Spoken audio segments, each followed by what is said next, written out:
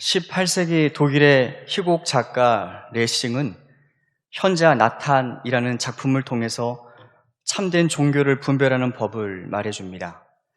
옛날 동방의 어느 나라에 살던 한 남자는 귀한 반지를 손에 넣게 되었습니다. 그 반지는 너무나 신통해서 그 반지를 끼고 있는 사람은 신과 사람에게 사랑을 받았다고 합니다.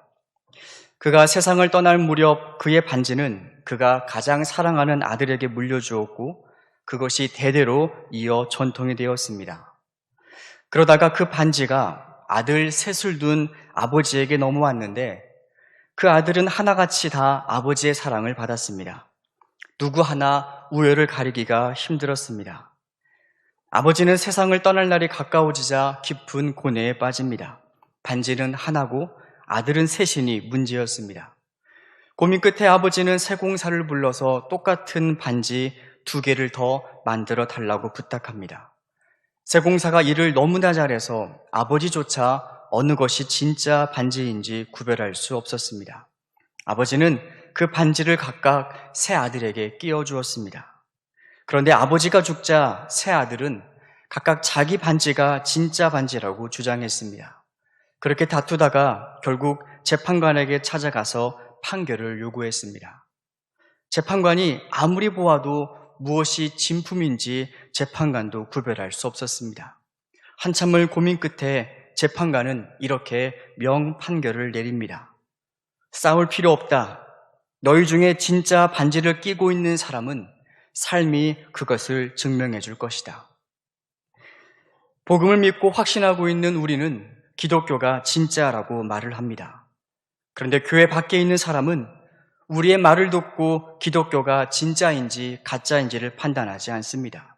사람들은 우리의 삶을 보고 우리가 믿고 있는 하나님이 진짜인지 가짜인지를 판단합니다. 최근 수년째 한국 교회가 사회의 비난이 되고 있습니다. 신뢰를 점점 잃어가고 있습니다. 한 기독교 설문 조사에 따르면 교회를 신뢰하는가, 그리고 목사와 기독교인들을 신뢰하는가 하는 질문에 10명 중에 7명은 전혀 신뢰하지 않는다라고 답을 했다고 합니다.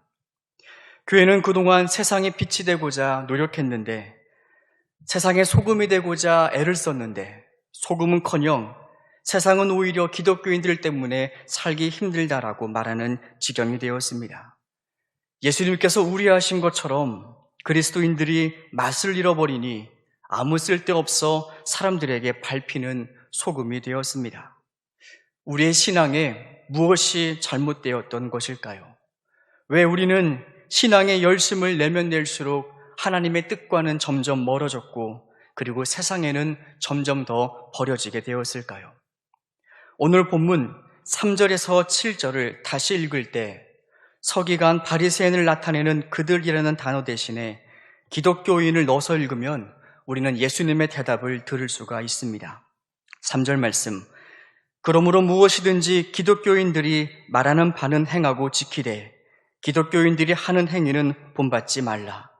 그들은 말만 하고 행하지 아니하며 또 무거운 짐을 묻고 사람의 어깨에 지우되 기독교인들은 이것을 한 손가락으로도 움직이려 하지 아니하며 기독교인들의 모든 행위를 사람에게 보이고자 하나니 곧 경문 띠를 넓게 하며 옷수를 길게 하고 잔치의 윗자리와 회당의 높은 자리와 시장에서 문안받는 것과 사람에게 랍비라 칭함받는 것을 좋아하느니라. 본문에 기독교인을 넣어서 읽어도 본문이 전혀 어색하지가 않았던 것은 우리의 모습이 어쩌면 서기관과 바리새인과 전혀 다르지 않았기 때문입니다. 예수님은 본문의 말씀을 통해서 그들의 잘못을 크게 4가지로 지적하십니다. 첫 번째는 언행 불일치입니다. 옳은 말을 할 줄은 알았지만 살아가는 모습은 없었습니다. 두 번째는 타자에 대한 무관심입니다. 헐벗고 양식 없는 형제 자매에게 덥게 하라, 배부르게 하라 말은 해도 그들을 돕기 위해서 손 하나 까딱하지 않았습니다. 세 번째, 하나님보다 사람을 더 의식했습니다. 하나님이 나를 어떻게 생각하시고 어떻게 바라보시는가 하는 것보다 사람이 나를 어떻게 평가할까? 사람이 나를 어떻게 바라볼까에 더 많은 관심을 두고 살았습니다. 네 번째, 그들은 사람들에게 높임받는 것을 좋아했습니다. 높은 곳에 앉는 것을 좋아했고 랍비, 아비, 지도자라 칭함받기를 원했습니다. 그런데 예수님은 말씀하십니다. 너희가 그들의 스승이 되려고 하지 말라. 참된 스승은 오직 그리스도니 너희가 아니라 그리스도를 따르게 하라. 예수님은 그들의 언행 불일치, 그리고 사람들에 대한 무관심, 사람을 의식하고 칭찬 듣기 좋아했던 모든 이 외식적인 신앙의 이유를 12절 한 절의 말씀으로 요약해 주십니다. 누구든지 자기를 높이는 자는 낮아지고 누구든지 자기를 낮추는 자는 높아지리라. 특별히 우리가 주목해서 볼 단어는 낮아지리라, 높아지리라는 단어입니다. 이 단어의 문법은 미래적인 수동태로 쓰여 있습니다. 미래의 어느 시점에 누군가에 의해서 그러한 일을 당하게 된다라는 의미입니다. 즉, 자기 자신을 높이는 사람은 하나님께서 미래의 어느 순간에 찾아가서 반드시 그를 낮추실 것이고, 자기를 낮춘 사람은 하나님께서 동일하게 그의 미래에 찾아가서 언젠가는 그를 높여주시겠다라는 말씀입니다. 왜 이렇게 기독교가 낮아지게 되었을까요? 하나님이 낮추셨기 때문입니다. 왜 하나님이 낮추셨을까요? 기독교가 높아지려고 했기 때문입니다. 개인은 예수님을 통해서 더 높아지려 했고 더 많은 재물을 쌓으려고 했고 그리고 성공에 집착하며 살았습니다. 또한 교회는 예수님을 통하여 정치적인 이익과 재물과 기득권을 유지하고 했기 때문에 하나님께서 찾아오셔서 우리 모두를 낮추신 것입니다. 이 서기관과 바리새인들은 자신의 삶만 중요했지 다른 사람들이 하나님께 어떻게 나아가는지는 전혀 관심을 갖지 않았었습니다. 예수님 시대에 당시 일반 백성들의 삶은 매우 공공했었습니다. 당시 백성들이 감당해야 될 수많은 세금들이 있었습니다. 종교세뿐만 아니라 토지세, 직접세, 간접세, 그리고 또한 강제 부역까지 당해야 했습니다. 이것저것 떼고 나면 손에는 남는 것이 아무것도 없었습니다. 왜 이렇게 성경에는 귀신 들린 사람 그리고 수많은 환자들이 등장할까요? 시대적인 배경과 맞닿아 있습니다. 전쟁이 한번 나게 되면 남자들은 전쟁터에 끌려나가 죽게 되면 남게 되는 것은 과부입니다. 여기서 그치지 않습니다. 홀몸이 된 여인들은 가정을 지키고 생계를 유지하는 것은 결코 쉽지 않았습니다. 그런데다가 불량배나 로마 군인들에 의해서 여인들이 겁탈을 당하게 되면 그리고 끌려가거나 팔려가게 되면 남겨지게 되는 것은 또다시 고아입니다. 어린아이들은 영양실조로 질병으로 이어지고 이런저런 폭력과 그리고 전쟁의 끔찍한 상처, 고통 가운데 그 시대를 제정신으로 살아간다는 것은 거의 불가능에 가깝습니다. 그렇게 그 시대 가운데 육체적으로, 정신적으로 아픈 사람들이 참 많았었습니다. 개인의 잘못이 아닙니다. 개인이 아무리 노력을 해도 벗어날 수 없는 시대적인 결과이자 시대의 아픔이었습니다. 이런 시대 속에서 이들이 하나님을 의지할 수 있는 유일한 길이었습니다. 그런데 그마저 하나님을 의지하는 것도 쉽지 않았습니다. 서기관과 바리새인들이 만들어 놓은 지키지도 못할 복잡한 율법 때문에 일반 사람들은 하나님께 나아가서 위로를 얻는다는 것이 정말 어려웠습니다. 이렇게 백성들은 경제적인 문제, 육체적인 문제, 마음이 상처받고 마음속에 위로해줄 하나님도 만나지 못한 채 이리저리 기진하며 헤매고 있었던 것이 실정이었습니다. 그럼에도 불구하고 종교인들은 이 모든 것을 이용해서 하나님을 이용해서 자신의 온갖 특권은 다 누렸습니다. 이에 분노하신 예수님은 그들을 향해 저주와 화를 선포하십니다. 하나님의 그 진노와 분노는 비단 종교 지도자들에게만 국한되는 것이 아닙니다. 당시 서기관과 바리새인들이 율법을 제정했었으니까 지금으로 말하면은 입법부인 국회의원들입니다. 그리고 당시 이들이 율법의 옳고 그름을 판단했으니까 이들이 사법부인 판검사들입니다. 그리고 이들이 또한 율법을 가르치고 지키도록 전달하고 행했으니까 이들이 곧 행정부였습니다. 예수님의 분노는 사회 모든 지도자들에게 향한 분노입니다. 예수님은 그들에게 말씀하십니다. 화 있을진저 사회 지도자들이여, 화 있을진저 외식하는 종교인들이여, 화 있을진저 이웃의 아픔을 외면하고 자기 배들만 채우는 너희들이여. 만일 현 시대를 살아가는 우리가, 지금 수많은 사람들은 빈곤과 어려움과 슬픔으로 인하여 하나님이 정말로 계신지 하나님을 찾고자 하는데, 우리의 행실이, 우리의 태도가 하나님께 나아가는 길을 막고 있다면, 그들이 하나님을 찾는데 우리가 관심을 두지 않고 우리는 개인의 성공에만 도취되어 있다면 우리가 바로 서기관이고 바리새인들입니다. 며칠 전 장례식장에서 고인을 화로에 모시고 관망실에 앉아 있었는데 유가족 중 한 분이 저에게 말을 거셨습니다. 60은 훨씬 넘으신 남자분이셨습니다. 목사님, 길이 보이지가 않습니다. 앞이 너무 캄캄합니다. 왜 삶을 살아야 되는지 삶의 이유와 목적을 전혀 모르겠습니다. 그렇게 말씀하시는데 그분의 눈에는 눈물이 고여 있었습니다. 한참 이야기를 나누다 보니까 단지 고인에 대한 슬픔 때문만은 아니었습니다. 그분이 직업이 없어서도 아니었습니다. 그분은 진짜 인생의 의미와 인생의 길을 잃어버리시는 것 같았습니다. 저는 그분께 예수 믿으면 성공할 수 있다고 말할 수 없었습니다. 예수 믿으면 원하는 것을 이룰 수 있다고 그분께 말할 수 없었습니다. 그런 말 따위는 삶의 진정한 의미와 목적을 찾는 사람들에게 아무런 대답과 위로가 될 수 없습니다. 그분을 위로할 수 있는 유일한 말은 복음, 그리고 예수 그리스도밖에 없었습니다. 우물가의 여인이 삶의 진정한 이유를 찾아 헤맸지만 찾지 못하고 예수님을 만났을 때 그 삶의 허전함과 빈궁함이 채워졌듯이 우리의 삶의 유일한 빛과 희망은 예수 그리스도이지, 예수 그리스도가 주는 복과 물질은 우리의 희망이나 목적이 될 수 없습니다.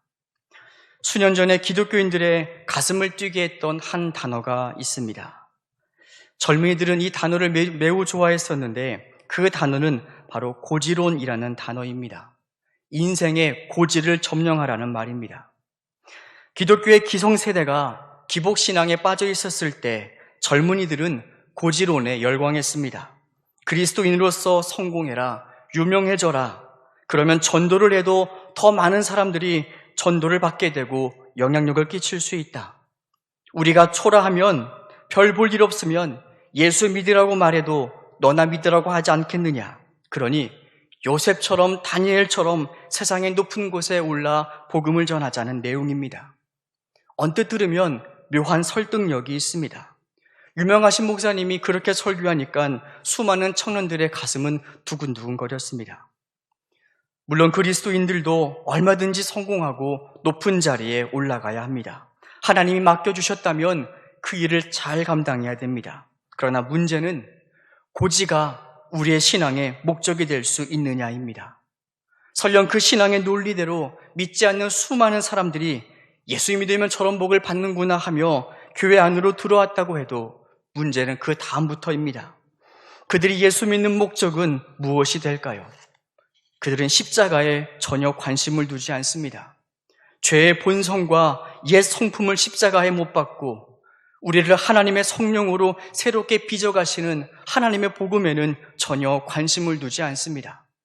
성령으로 빚어지는 새 사람이 어떤 일을 행할 수 있는지, 그리고 복음으로 거듭난 사람이 비추는 소금과 빛의 영향력은 얼마나 강력한지를 관심을 두지 않고 2000년 전에 예수님을 통해서 한 자리를 얻고자 했던 실패했던 제자들의 뒤를 따라서 똑같은 실패를 반복하며 살아갈 것입니다.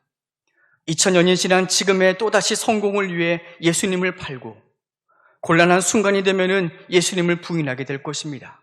그러다가 어느 순간 인생의 정말 중요한 순간에 예수님의 길과 나의 길이 다름을 알게 되었을 때 그들은 예수님을 못 박는 폭도로 변해 있을 것입니다. 만일 그런 성공으로 영혼이 변화가 되고 복음이 전파될 수 있다면 예수님은 굳이 십자가에서 죽으실 필요가 없으셨습니다. 그래서 예수님은 말씀하십니다.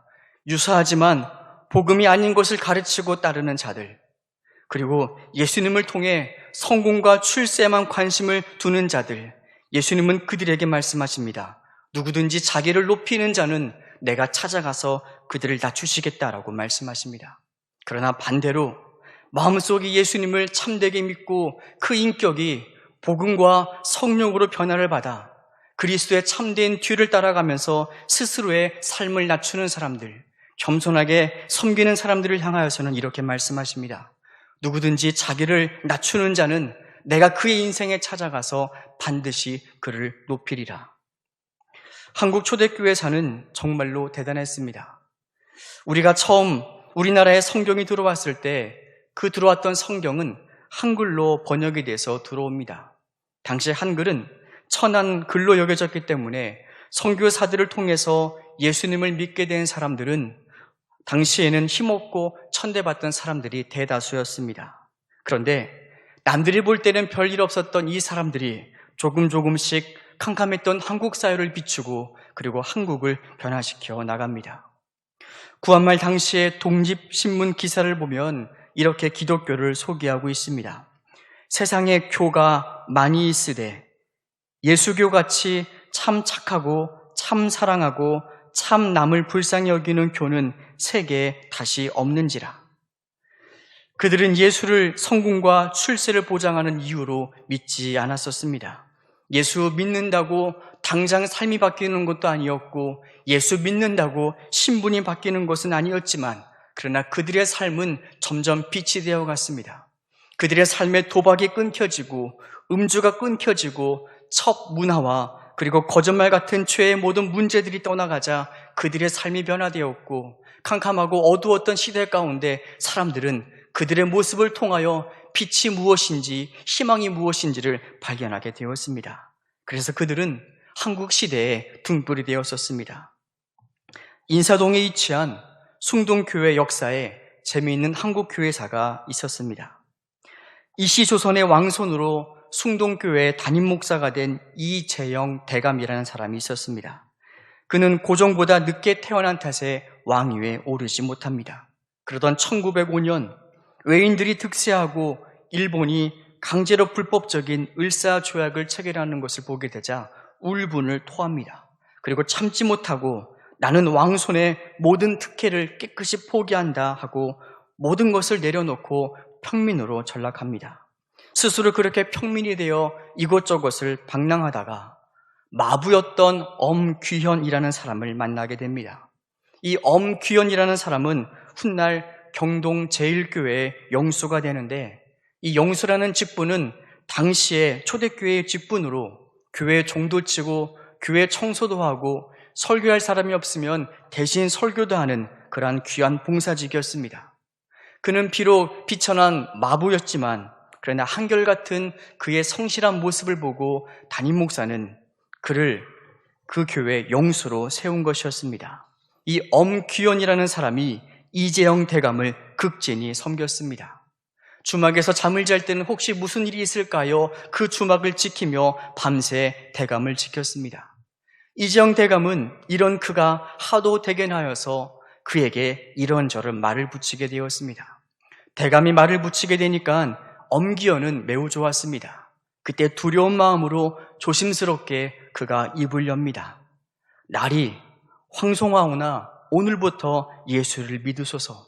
그래야 나리도 죄사함 받고 영생을 얻을 수 있사옵니다. 이재영 대감은 이 마부꾼의 태도가 매우 건방지고 괘씸하여 건방진 소리 하지 말고 말이나 잘 몰거라. 예수를 믿으면 마부꾼 신세라도 면할 수 있단 말이냐 하면서 그에게 핀잔을 주었습니다. 그때 마부 엄귀현은 이렇게 대답을 합니다. 나리, 예수 믿는 것은 그런 도리가 아닙니다. 저는 마부꾼 신세를 면하려고 예수를 믿는 것이 아니라 마부꾼 노릇을 더 잘하려고 예수를 믿습니다. 이것이 초대교회 한국 성도들, 비록 사람들의 눈에는 천하고 무식했던 성도들이 예수님을 믿었던 이유였었습니다. 예수님을 통해서 더 높은 성공과 기득권으로 올라가고자 함이 아니라 예수님처럼 섬기기 위하여 비록 유명해지고 높아지지 못해도 적어도 내가 사는 그 공간만큼은 하나님 나라의 향기, 나도 날 수 있도록 예수님을 그렇게 믿고 그 도를 따랐던 것입니다. 하나님께서 그들을 높여 주셨습니다. 그들을 높여 주셨을 뿐만 아니라 그 성도를 통하여 우리나라가, 우리 교회가 그렇게 하나님께 많은 복을 받게 되었습니다. 후에 이재영 대감은 예수님께 대하여 더 많은 관심을 갖고 훗날 평양신학교에 졸업하여 숭동교회 담임 목사가 됩니다. 그는 평생 재정이 넉넉했기 때문에 무보수로 목회를 하면서 가난한 학생들의 학비를 대어주었습니다. 유능한 젊은이들이 있다면 유학 갈 수 있도록 자기의 재정을 아끼지 않았습니다. 이재영 목사는 남에게 주면서 사는 것처럼 행복한 일이 어디 있으며 남에게 받으며 사는 것, 남에게 섬김을 받는 것처럼 불쌍한 일이 어디 있는가라며 대접받는 삶을 기꺼이 포기했습니다. 그러다가 77세의 일기로 세상을 떠납니다. 마부 엄기현은 어떻게 되었을까요? 앞에서 말씀을 드린 것처럼 그는 후에 경동제일교회의 영수가 되었지만 그러나 끝까지 마부의 삶을 포기하지 않습니다. 그 후에 일사후퇴 때 당시 평택까지 내려갔다가 그는 다시금 교회를 지켜야 한다면서 다시금 올라오게 됩니다. 그가 오르고 내리던 중에 시체가 보이면 국군 군인을 묻어 주었습니다. 뿐만 아닙니다. 국군만 묻어주었던 것이 아니라 인민군도 땅에 묻어주고 그리고 그들을 위하여 기도해 주었습니다. 그러다가 결국 그도 폭격에 맞아 그 자리에서 죽게 됩니다. 비록 그는 비천한 마부의 인생을 살았지만 그러나 그의 삶은 빛이었고 소금이었습니다. 많은 이들이 캄캄해서 길을 찾지 못했을 때 그는 빛이 되어서 하나님께로 그들을 인도하는 마부로 자신의 삶을 감당했었습니다. 이것이 초대교회 성도들이 예수를 믿는 이유와 목적입니다. 130년 전에 기독교인들이 한 명도 없던 시절, 한국 땅에 수많은 사람들이 예수를 믿고 기독교로 개종한 이유가 바로 이들처럼 빛과 소금으로 묵묵하게 섬기며 살았던 이유였었습니다. 예수를 믿고 높아지려 출세하는 것을 자랑 삼아 예수님도, 여러분도 예수님을 믿으면 이렇게 될 수 있습니다라고 전하는 것은 복음이 아닙니다. 그것은 십자가가 없는 유사 종교일 뿐입니다. 복음은 우리의 삶에 들어와 우리의 체질을 바꿉니다. 우리는 원래 죄인된 체질이기 때문에 남을 섬길 수가 없습니다. 그런데 복음이 들어오면 그것이 가능합니다.